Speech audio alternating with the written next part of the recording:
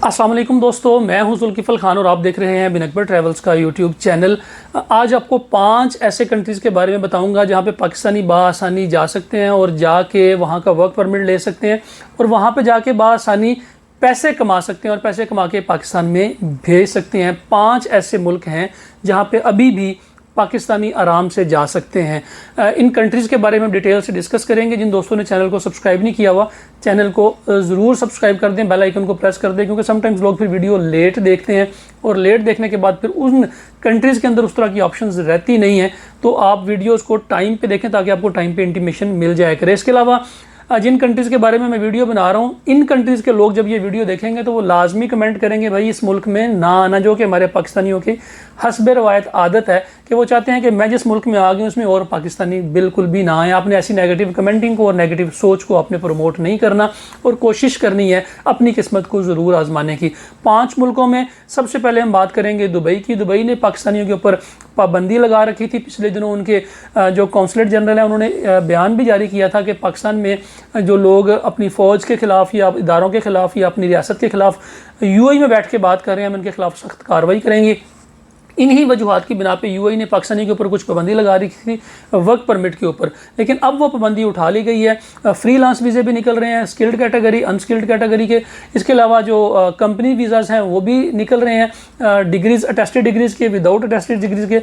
ये दोनों अभी ऑप्शंस चल रही हैं दुबई के अंदर। इससे पहले कि यहाँ पे मज़ीद कोई पाबंदी लगे पाकिस्तानियों के लिए, आप फ्रीलांस वीज़ा भी अप्लाई कर सकते हैं और किसी कंपनी के लिए भी अप्लाई कर सकते हैं। बहुत से लोग यूएई का फ्रीलांस वीज़ा अच्छे ट्रेड का ले लेते हैं ताकि वहाँ से फिर आगे शेंजन में या फिर यूरोप में अगर कोई वर्क परमिट की जॉब्स निकलती हैं जो कि यूएई में बेतहाशा आती हैं वहाँ पे अप्लाई करने के लिए। तो आप इस वक्त सबसे पहले यूएई को माइंड में रखिए। दूसरा मुल्क जो है वो सऊदी अरेबिया है। सऊदी अरेबिया में 3 से 4 ऑप्शंस हैं। एक तो उम्रे का वीज़ा होता है 3 महीने वाला, एक साल की मल्टी एंट्री होती है बिज़नेस वीज़ा, और इसके अलावा 2 साल का जो इकामा वीज़ा है वो तीनों कैटेगरी का जो वीज़ा है वो आप ले सकते हैं, आराम से पाकिस्तान में बैठ के ले सकते हैं। 3 महीने वाला वीज़ा लेके आप जॉब सर्च कर सकते हैं। वहाँ पे जाके जब आपको अपनी मर्ज़ी की जॉब मिल जाए किसी रिश्तेदार के थ्रू, किसी रेफरेंस के थ्रू, तो फिर आप वीज़ा लेके पाकिस्तान आ जाएँ और वर्क परमिट पे कन्वर्ट करके इसको ले जाएँ। विजिट वीज़ा पे रहते हुए जॉब अलाउ नहीं है सऊदी अरेबिया में, आप नहीं कर सकते, ना ही 3 महीने के विजिट पे, ना ही 1 साल की मल्टी एंट्री पे। सिर्फ तो जो 2 साल का वर्क परमिट है आप उसके ऊपर जॉब कर सकते हैं और यही लीगली है। वहाँ पे आज़ाद वीज़ा भी लेके आप काम कर सकते हैं अपनी मर्ज़ी का, और कंपनीज़ भी इस वक्त हायर कर रही हैं कि आप वहाँ पर जाके महीना 2 महीना उनको काम करके दिखाएँ, उसके बाद अपना वीज़ा कन्वर्ट करके पाकिस्तान में से आके अपना वीज़ा कन्वर्ट करके सऊदी अरेबिया में चले जाएँ। बेतहाशा जॉब इस वक्त सऊदी अरेबिया में निकली हुई हैं।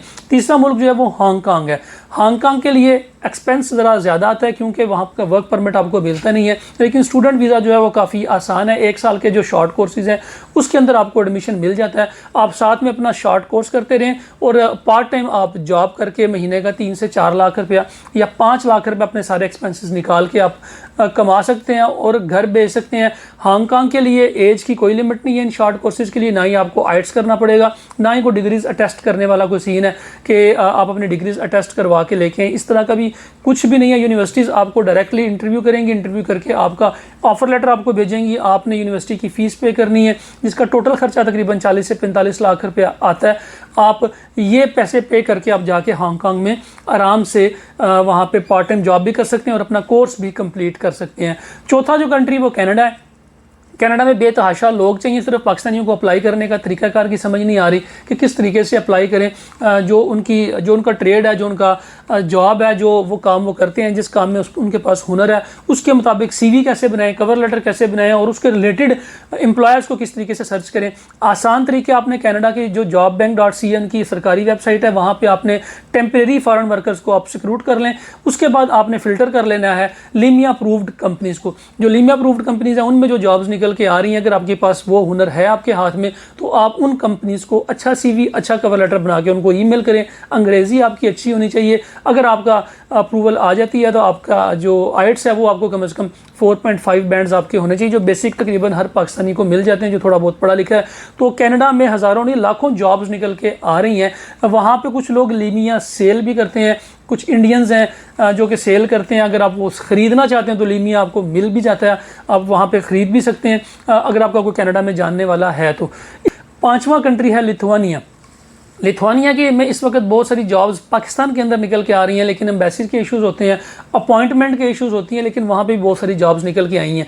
अगर आप सऊदी अरेबिया में हैं या यूएई में हैं या किसी और कंट्री का आपके पास रेजिडेंट है, वहाँ से अगर आप लिथुआनिया जाना चाह रहे हैं तो वो ज़्यादा आसान है। अगर आप पाकिस्तान में हैं तो पाकिस्तान में लिथुआनिया की थोड़ी अपॉइंटमेंट के इश्यूज़ हैं, यहाँ पे एम्बेसी टाइम नहीं देती, लेकिन उसके बहुत सारे वर्क परमिट्स पाकिस्तान में निकल के आए हैं जो कि सस्ते नहीं हैं, थोड़े महंगे हैं, लेकिन पाकिस्तानी अभी आराम से इन कंट्रीज़ के वर्क परमिट लेके आराम से ट्रैवल करके जा सकते हैं।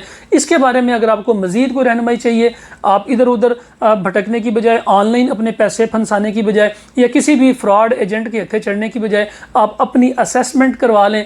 स्क्रीन के ऊपर नंबर्स दिए हुए हैं। असेसमेंट का फ़ायदा ये होता है कि हम आपको बता देते हैं कि आप किस कंट्री में जा सकते हैं, बजाय आप इधर उधर पैसे फंसाने के, किसी को एडवांस देने के।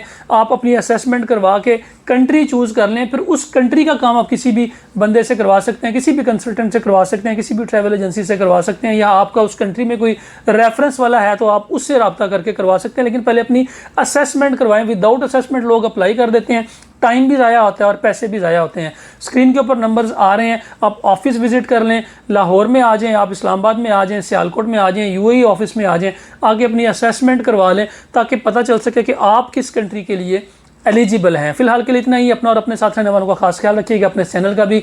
मुझे दें इजाज़त। अल्लाह हाफिज़।